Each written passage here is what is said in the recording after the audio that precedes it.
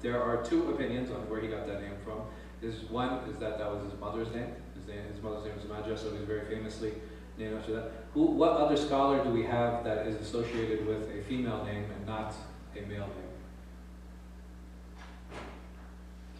One you probably guys aren't too familiar with, Ibn Ulayya. Who's the other one? From the famous Imams. Abu Hanifa. Ahsan. Good. Abu Hanifa was actually his daughter. Right? Hanifa was actually his daughter. He hasn't come to the Abu Hanifa seerah. Very, very upsetting. He was known as Majah. Some scholars say that Majah was actually his father's nickname. He actually studied Hadith quite a bit. He probably has the most extensive compilation of narrations that have to do with tafsir, that have to do with tafsir of the Quran. Unfortunately, that book has been lost. We don't have it anymore. And he traveled quite a bit, and as we'll see, he is probably one of the more traveled Imams from the ones that we mentioned in the 6 books. The only place that we haven't been in is down here, right, in the Yemen region. Do you guys know which scholar or scholars famously traveled to Yemen? We had mentioned it in passing. Yes.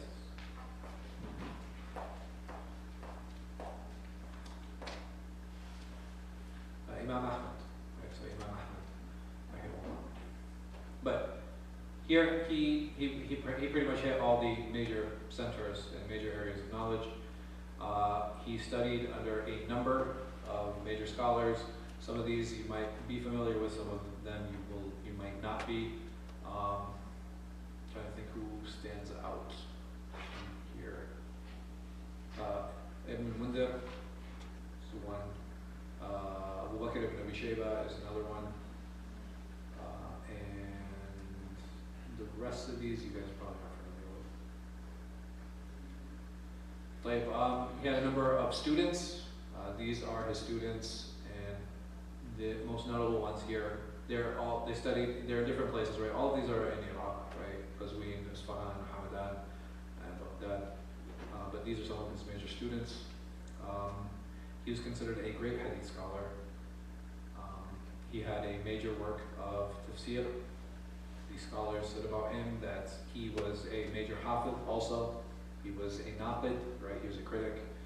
He was considered someone who was truthful and upright. In Tazkiyat al-Hufaz by Imam al-Dhahabi, he says that he was a great memorizer of a hadith and a hadith scholar and a Quran exegete, and somebody who did tafsir from Qazwin. Abu Ya'la, he says that he was very trustworthy and an authority and had a deep knowledge of the hadith sciences. Allama Hayat Sindi, he died, I want to say like 100 years ago. He was among the Imams of Hadith. He had a high rank and was pious and a trustworthy scholar by consensus. Muhammad Hayat Sindi.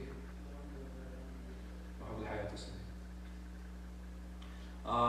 Ibn Majah, he wrote some famous works, right? So his Sunan, his Tafsir, and his Tariq. The Sunan is the one that has survived. The Tafsir has not. And the Tariq, I don't think so either.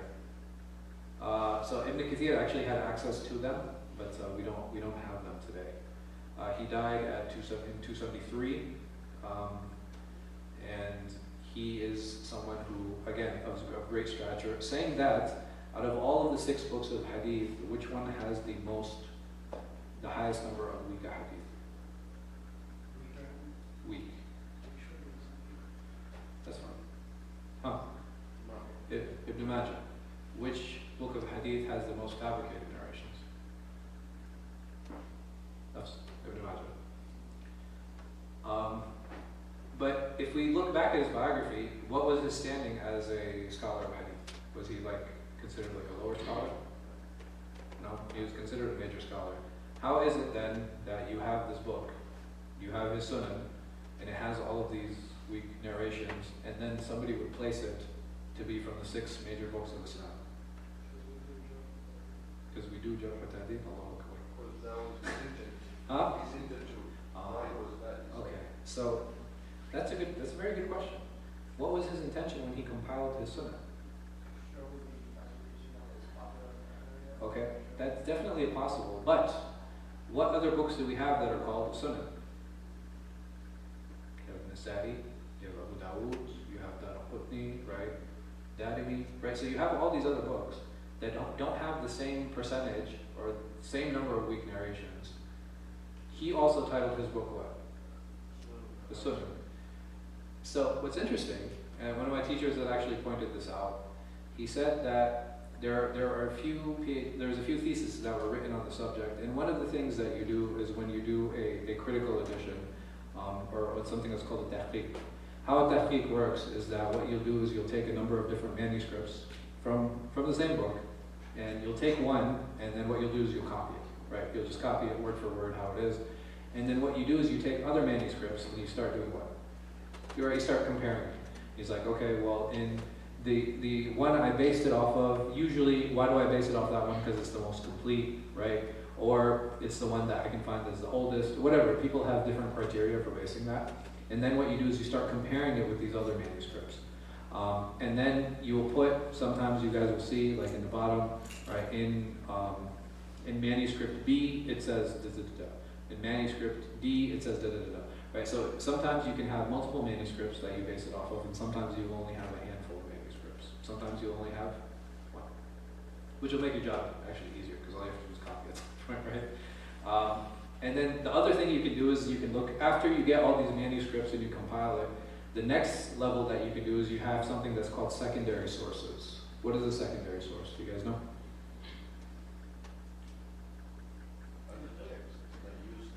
Right, so basically anybody who is referencing them. So, for example, if they say, in Ibn Majah said in hadith number da-da-da-da, and this is in my book. So somebody later, what can they do? They can come look at my book and use that as a way to compare it to the other manuscripts, like did he agree or did he disagree? Very famously, one of the scholars who actually did do this, right, they actually compared manuscripts, and is a really good reference for us today, is Imam Mizzi in his Tuhfat al-Ashraf. And what he did is that he actually takes the 6 books and he brings all of the hadith in those 6 books and he compares the different manuscripts and he mentions them. He organizes it by narrators, right? So if there are certain chains, he'll actually put all of the hadith that have the same chain under the same chapter heading. It's just a reorganization of the books, and it makes it easier for researchers to go and find comparative chains, right? So if I want to see, like, okay, does this chain exist in the other books? What can I do? I can go back to Tuhfat al-Ashraf and I can check that. And not just that, Imam al-Mizzi will mention, he'll say like, if there's any addition that Imam al-Tirmidhi makes or Imam al-Nasa'i or somebody, if one of them has something to say, he'll have multiple manuscripts and he can actually confirm or deny whether they said it or not. Because what happens later is, sometimes people will say, and وَقَالَ Abu Isa, and Imam al-Tirmidhi, he said that this hadith is hasan, right? But this edition, sometimes what happens is like, you'll take it from the hadith before and the scribe accidentally put it at the hadith afterward. You guys follow? He just, because you're just copying, right? So what happens is sometimes you copy it wrong and you place his hukam, you place his ruling on the hadith that it actually isn't referring to. So what he did is he actually gathered a bunch of manuscripts and he was able to, so he's a good reference for that, and it's a good tool that we have available to us today. So going back to Ibn Majah, what was one of the theses that was done, or one of the works that was done on his Sunan was basically on Ibn Majah. Yes?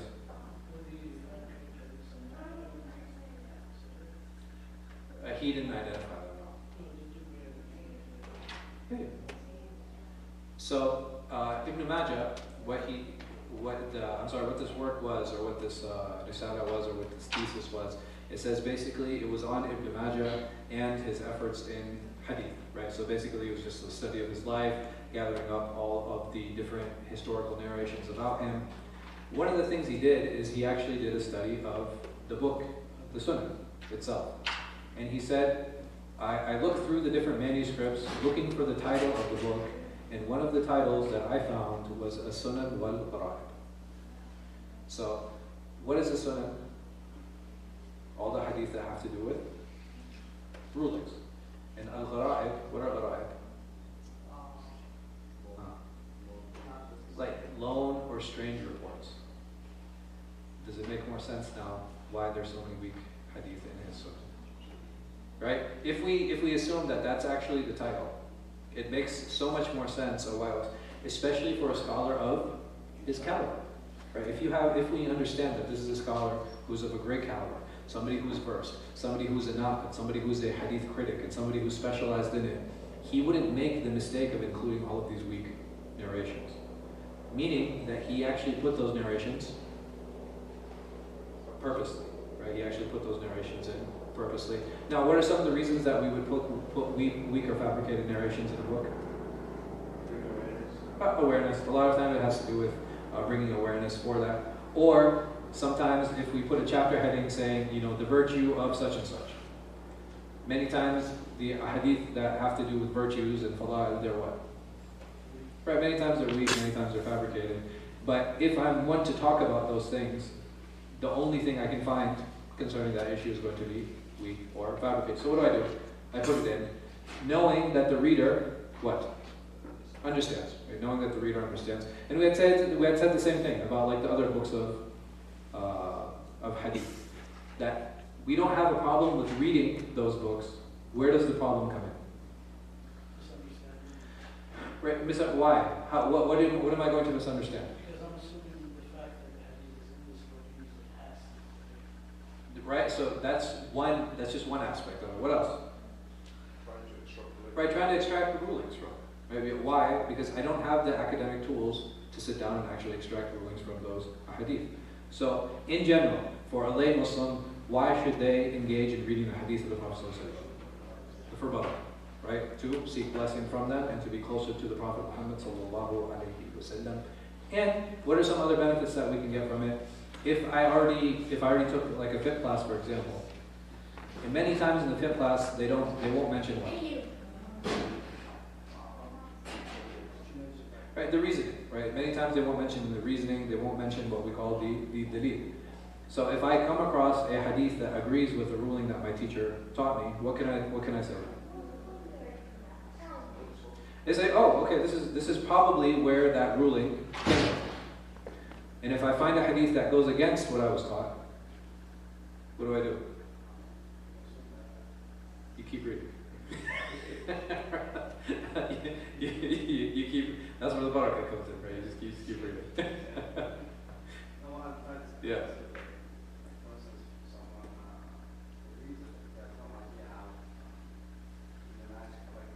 No, absolutely.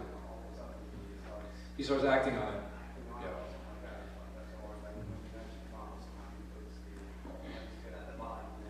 Yeah. Sure. Well, not all the time, but there are like a handful of instances where he will actually. The reason he's mentioning it is to bring awareness, or to show that there's some type of weakness.